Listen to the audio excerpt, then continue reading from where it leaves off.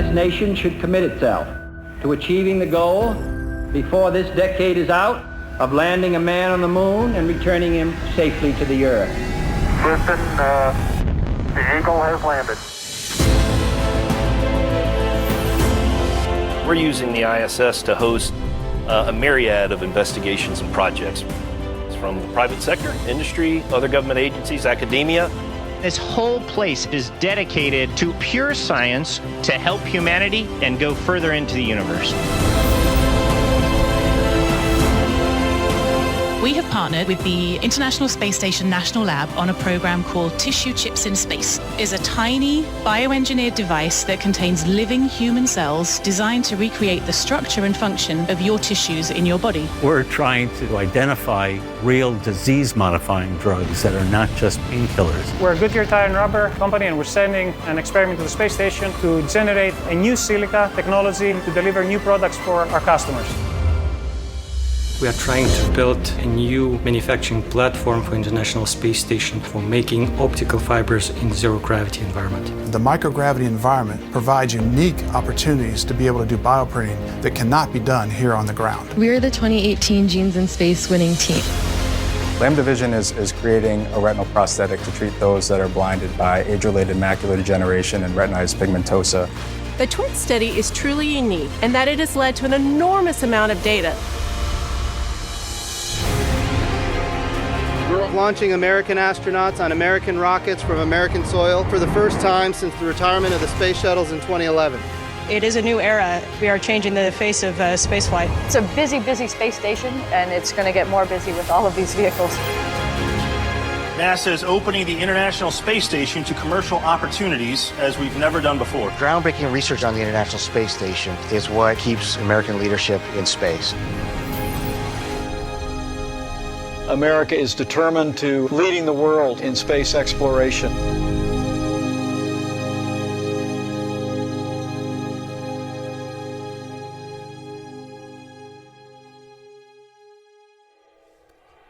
Good morning. That's a call out. Let's have some enthusiasm. Good morning. All right.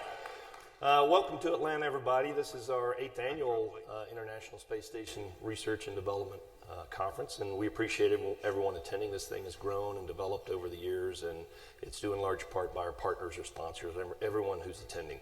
I can promise you the next 3 days are going to be a terrific opportunity for you to learn, share, network with a lot of your established colleagues who have been conducting research on the International Space Station, but it's also going to be a great opportunity for you to meet with some new entrants, new players into the market, and support what their goals are and to help continue to grow this ecosystem that we've been building over the past several years.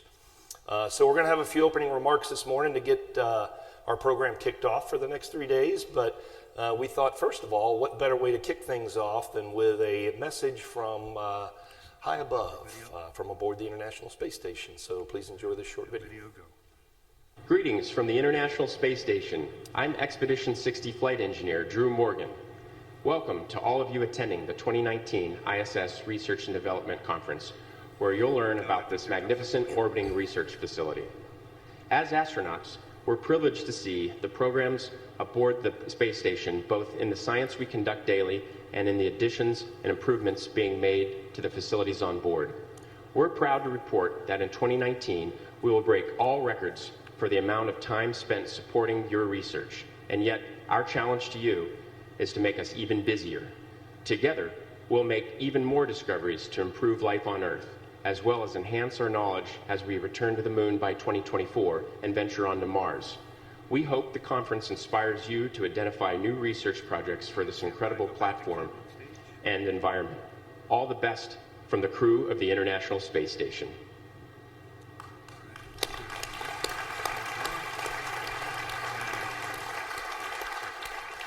That's a great message from Drew, and we appreciate Drew doing that, and we also appreciate NASA's help in pulling that together, so thank you very much.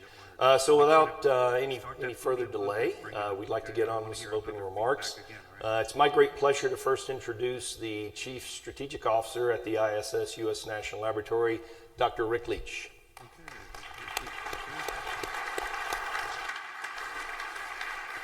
These guys don't have slides, so we'll just stay on iMac. Good morning, everybody, and welcome to the ISS R&D conference for 2019. Thrilled that you are all here with us. First off, I just want to give a big thanks to our conference partners, the American Astronomical Society and NASA, who worked very closely together with us at the ISS National Lab to put on this event. A lot of hard work from people in all the organizations, and I think it's going to be a great few days due to their efforts. It's been fantastic. Okay, well, over the past couple of weeks, there has been a lot of focus, attention, and celebration, and rightly so, about the past achievements of the American space program. In fact, I was just born when Neil Armstrong put his foot on the lunar surface. And I can tell you that that event and all the subsequent Apollo missions had a big impact on the course of my life. And I'm guessing that many of you here have that same experience. Since the Apollo missions, we have continued our achievements with deep space missions, many deep space missions, ISS construction and development, shuttle missions. The list is long and it's profound. But these achievements have been built upon the investment of the American people. And this investment began decades before the first Saturn V rocket ever flew. And make no mistake, the investment was dollars, but it was also of lives. These investments, fortunately, have yielded many returns. There have been great scientific discoveries, technological innovations, new applications, and certainly economic development in this country and elsewhere. It has also inspired literally billions of people around the world to strive for something greater. Indeed, space investment has improved the human condition, and it has elevated the human spirit. The American people, along with our international partners, have made significant investment in the International Space Station, which is a scientific, engineering, technological, and really geopolitical achievement. It's truly remarkable. But 2 decades into continuous human habitation of low Earth orbit, our work is only now just beginning. Now, it is our responsibility to create a sustainable economy in low Earth orbit. We, at the ISS National Laboratory, are focused on enabling sustained demand in LEO by using research and development to build the foundation for the fundamental business case. You here, you are all passionate and you're dedicated to using the ISS, and we're excited to work with you into the future to accomplish these goals.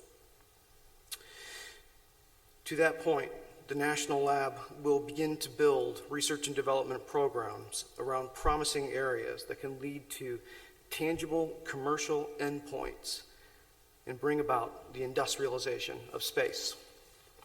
In fact, right now, at this moment, we are announcing our first 2 programs. We're very happy to do this. One program will be in industrial biomedicine, and a second program will be in advanced materials. And to help us, we're looking for strong partners, smart people, good scientists, engineers, business people, government agencies, and investors to work with us and help us build these programs and other programs that we will launch in the coming years. Considering the investment made by the people of Earth, it's time now for a return on that investment from space. And this doesn't happen without focus, energy, roadmaps, iteration on experiments, and a clear line of sight to industrious endpoints. This is why we're building our programs. So, your call to action is to find me or anybody from the ISS National Laboratory over the coming days if you're interested in these programs and would like to discuss it further. But there's an important point here. This is important, and it needs to be made. There will always be room and a home for good science and basic science on the ISS through the National Lab. Many people in this room are responsible for great basic science discoveries over the last few years, and we expect that to continue well into the future.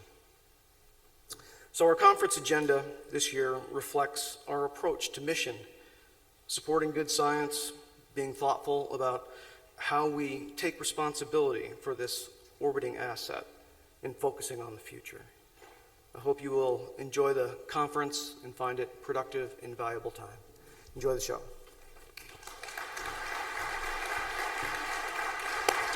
Good job. Thank you, Rick. Those were some great remarks to get things kicked off. We appreciate it. Rick mentioned partnership and collaboration and working across multiple organizations. And in all of this, NASA has just been a fantastic partner for the ISS, U.S. National Laboratory, and many of you in this room. I'd say most of you in this room. They're also an awesome supporter and partner in planning and the execution of this event. So without further ado, we'd like to continue with the program, and it's my great pleasure to welcome Mr. Kirk Sharman, ISS Program Manager from NASA, to the stage.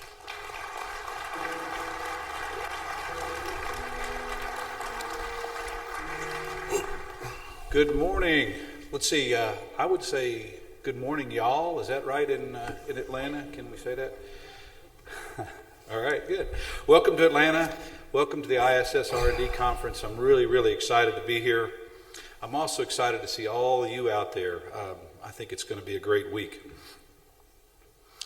We're really excited to share with each other all our accomplishments, all of our work together, and also make new teams, new collaborations, and look to the future. So I hope that's what we'll achieve this week. I want to thank Joe Vockley and the ISS National Lab and AAS for organizing this conference. A beautiful venue and a great job organizing it. Also, I'd like to thank our friends at Atlanta Hyatt. Again, what a beautiful venue, and it's really great to be here. It was a cold November morning. Very, very cold. In fact, being from Texas, I don't think I could ever remember being as cold as I was this morning. I was bundled up from head to toe. You couldn't see anything but the tip of my nose and my eyes looking out from underneath my fur cap. It was dark outside. There were a lot of people milling around, but you actually couldn't see the people. And it was quiet, very, very quiet. And exactly 7 a.m., big hangar door starts sliding open, and a single light cut through the darkness. It cut through the cold, and this train engine pulled out a Proton carrying Zarya, the FGB, the first element of the International Space Station.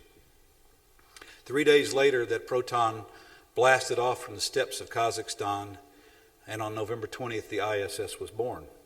November 20th, 1998. So last year in November, we got to celebrate 20 years at the International Space Station. What a great, great milestone. Let's see, now this is really challenging. I have to, there we go. I have to use technology, it's scary. So that's the FGB. That was a picture. Of course, that was actually taken in December. Actually, I don't know exactly who took that. It might have been Bob Cabana, might have been Sergei Krikalev. This is when the shuttle was approaching the FGB to make the second piece of the ISS. So over the last year, we've had tremendous accomplishments on the ISS. I want to talk a little bit about that. We talked about the anniversary there, the 20th anniversary of the first launch. But we had over 504 investigations. 180 had never been performed on the ISS before. We set new crew time records for utilization, not once, not twice, but 3 times. So 3 times we raised the bar for the amount of crew time we were using in a week. We've maintained a USOS crew of 4, and we've done all this utilization, including we launched and docked. Well, we launched 4 Soyuz vehicles. We'll get to that in a minute. 4 Soyuz vehicles, 3 Progress vehicles, 3 SpaceX Dragons, 2 Northrop Grumman Cygnus vehicles, 1 JAXA HTV, and 1 SpaceX Crew Dragon demonstration flight. And we still set all those records. Somewhere there's a... Hello? There we go. On October 11th, 2018, actually it was my birthday, I'll never forget it, we launched a Soyuz rocket. We launched it that morning from Kazakhstan, and A little over 2 minutes into flight, the rocket had an anomaly during the separation. That abort system pulled the capsule safely away from the rocket as the rocket failed. And about 4 hours later in Kazakhstan, in fact, this picture right here is right when the crew came back to Baikonur. That's the airport in Baikonur, and that's Nick and Alexei coming off, and you can see Nick hugging his wife and Alexei with his family. Actually, that was a very, very happy moment. The moments before that, not quite as happy. So, that a short 6 months later, those two gentlemen with Christina Cook launched into space. In fact, this picture here was taken in March, as they were March 14th, actually, when they were loading up into the Soyuz rocket. So, can you imagine? You're on a rocket, it blows up, you go through an abort, tremendous accelerations on your body, you land, you're happy, your family's happy, and 6 months later you climb into a rocket again. Amazing. They're on orbit today working for us. So you saw Drew Morgan up there a second ago, but really these guys are up there working for us as well. In addition to all this, we work with JAXA to allow the retention of the external platform. You can imagine not having those extra crew members on board put a change in the program. JAXA worked with us to let us keep the external platform on board and then conduct battery EVAs later. The Canadian Space Agency worked with us on robotic operations to install those. ESA, US, and Roscosmos crew on board the International Space Station kept things going and kept the hard work of ISS utilization going. This just goes to emphasize the great partnership, the cooperation, and the adaptability of our team. We added 2 new express racks, and very shortly a third will be flying up to International Space Station on HTV-8. We added a very important life sciences glove box. In fact, you can see it right there in this picture. So that's been a workhorse for us already, and it'll be a workhorse for us going on into the future. On June 7th, NASA announced an ISS commercialization initiative. Now, the truth is, commercialization has been going on with ISS for many years. You guys know about commercial cargo. Of course, commercial crew has been going on. There are a number of facilities on orbit already. In fact, many of the companies are here today talking about their facilities. So commercialization is not new to ISS, but I would say a broadening or expansion of commercialization. So we've solicited a proposal for a commercial element to fly up to ISS. We've enabled private astronaut missions to the International Space Station. We're soliciting ideas via NASA research agreement to increase demand on board the ISS. We even decided to set aside some of NASA's resources to support purely commercial endeavors on the International Space Station. And finally, we're working today to solicit proposals for a low Earth orbit platform independent of the ISS. That'll be coming soon. Today, we've also done some things about supporting exploration. So today, operating on the International Space Station, we're testing a carbon dioxide removal system that would be used for deep space. So the thermal amine beds are up there working right now. The European Space Agency flew an advanced life support rack that not only removes carbon dioxide from the vehicle, but also electrolyzes water to produce oxygen. That's being tested. Enhancements have been made to the Cygnus vehicle, Northrop Grumman Cygnus vehicle, and the SpaceX Dragon to allow commanding while it's docked to the ISS, basically to extend the ISS capabilities, to allow us to use those vehicles when they're on ISS as part of a laboratory. In addition, Cygnus made some modifications for powered payloads, and in fact, for the first time in the last 12 months, we flew rodents up on the Cygnus vehicle. During this year, Sierra Nevada made significant progress on their Dream Chaser vehicle. They passed their critical design reviews, and the structural article, the primary structure, is nearing completion in Fort Worth, and we're looking forward to it flying in the very near future. Finally, last year we saw the test flight of the crewed Dragon. This is an uncrewed flight. It was launched on March 2nd. Somewhere I need to point this thing. Uh-oh. Yeah, there it is. Okay. Launched on March 2nd and returned on March 8th, a very successful flight.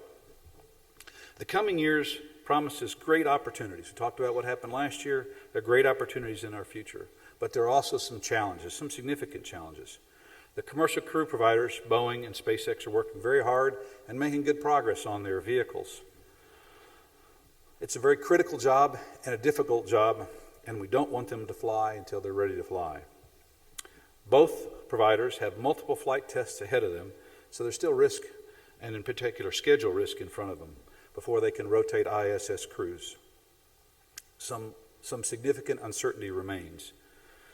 This uncertainty has effect on our crew time, has an effect on our upmass, and on our planning. I can tell you right now, our team is working multiple options depending upon how this uncertainty plays out. We're trying to be as flexible as we can and maximize the utilization, maximize our support of you, our customers, on the International Space Station.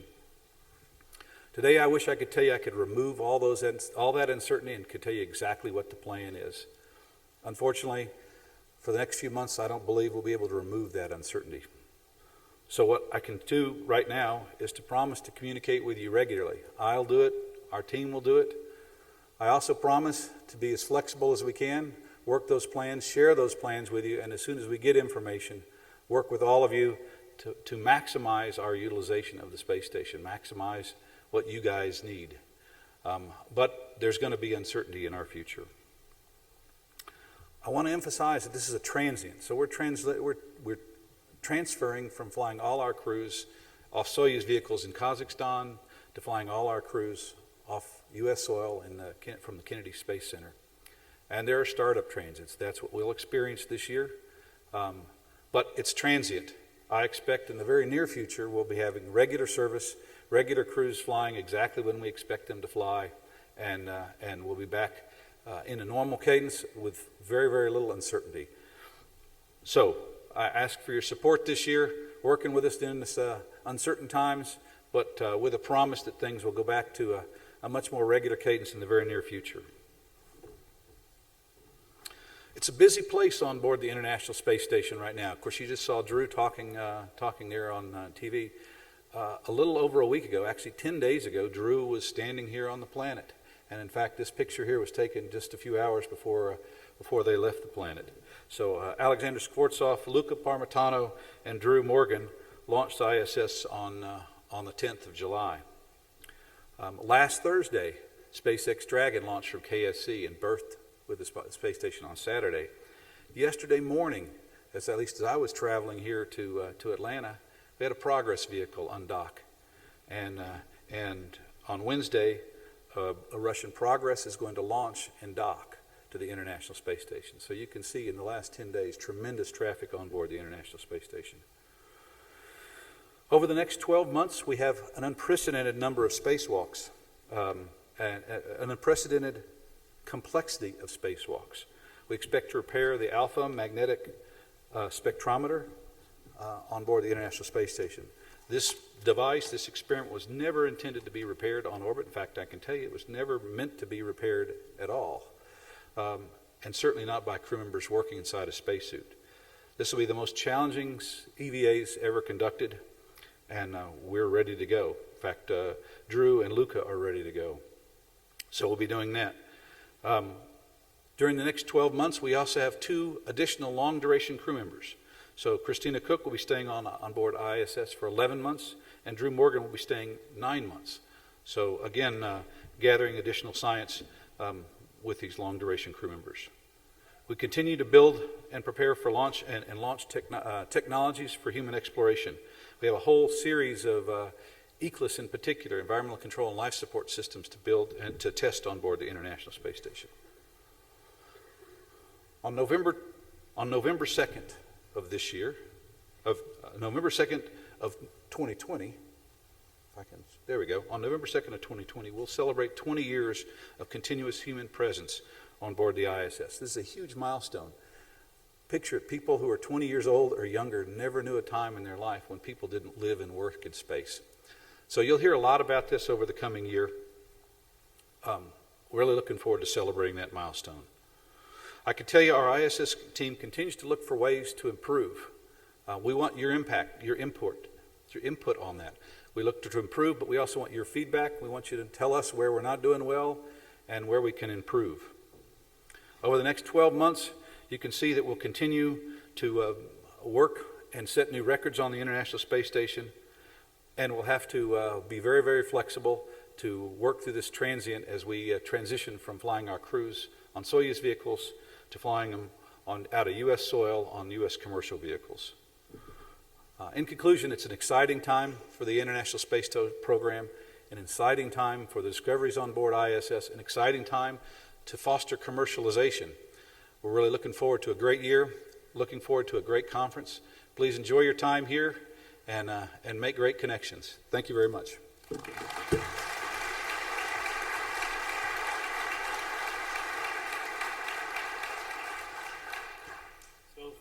Thank you, Kirk. That was those were some awesome updates. I think what you heard there, what I heard, my takeaway, there's never been a better time to do microgravity or space-enabled research and development and make some investments in initiatives in space. So please take advantage of it. Those are some great updates. Thanks, Kirk.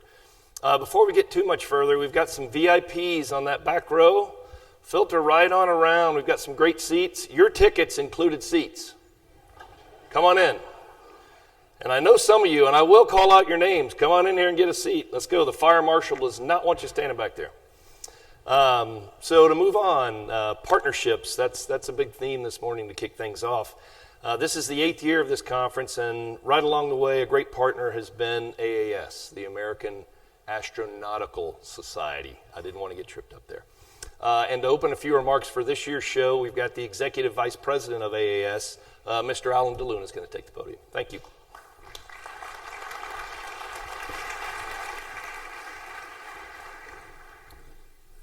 All right, well, I won't need this. Being a former engineer, some of my friends told me, you cannot have a slide pack. All engineers have to have slide packs, so I'm a little hogtied in that manner. But it's nice to be back home. I've been in Atlanta now 3 days. I was born about a mile that way, and I lived for 2 years about 4 blocks, I think, that way. And this is the most time I've been home since I was left at 2 years old. So the AAS, Executive Vice President, what does an Executive Vice President do? Executive Vice President is like a lady in waiting.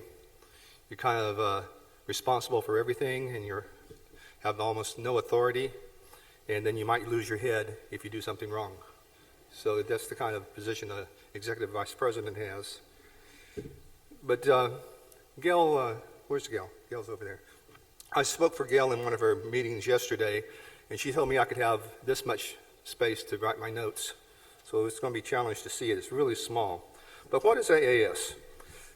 It's NOM versus NA, astronautical versus astronomical. We're the NA side. We're the brother that says NA. The other one's the nomical side. We've got 1,400 members, 60 corporate members. We're an advocacy group. We're non-political. We do 5 or 6 different conferences and events a year. We do the Von Braun, we do the Glenn, we do the Goddard, a few of those kinds of things. And we do all this with only 2 paid employees. All of the folks that work with AAS, except for our executive director and our events coordinator, are unpaid. So now I get to turn the page. I cheated. So we're very happy to have been a founding member of the conference in 2012. Back then, we had about 340 people attend. This year, we've got 780, 850, something like that. We've been at 1,000 one or 2 times in the past. It's become an international conference. In the technical sessions, we have folks from Japan, Germany, Russia. We have a lot of different internationals coming to the different sessions, to the plenaries. I've been doing the technical program since 2015. And I've been getting some great help this past year from Emily Tomlin and Brian Dansbury, who've been part of the 3-person technical team who tried to put things together for the technical sessions. And this year we have 86 presentations and 35 posters out of 215 applications. So we really skim the top of the best, and we have a reject rate of about 50%. So that tells you about the quality of stuff that we're getting nowadays. One of the things that they told me a long time ago when I was learning how to speak, which is not very well, but they told me you need to learn how to relate to your audience.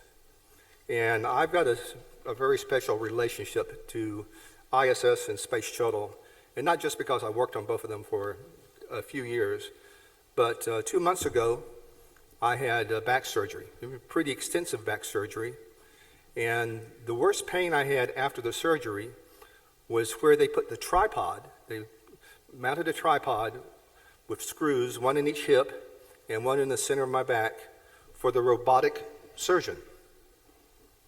My back surgery was done robotically based on things that were learned in the Space Shuttle RMS and the Canadian arm.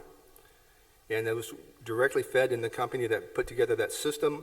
When I got wheeled into surgery, I thought I was going into a white room with all the computers and things around to control the testing of a satellite or testing of an element of the space shuttle.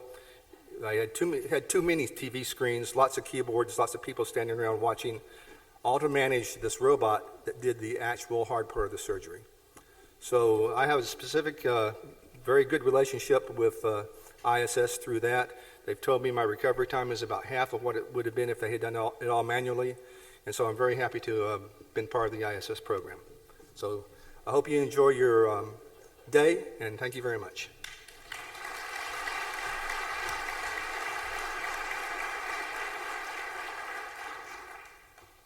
Alan DeLuna, Executive Lady-in-Waiting. That's what he just told us.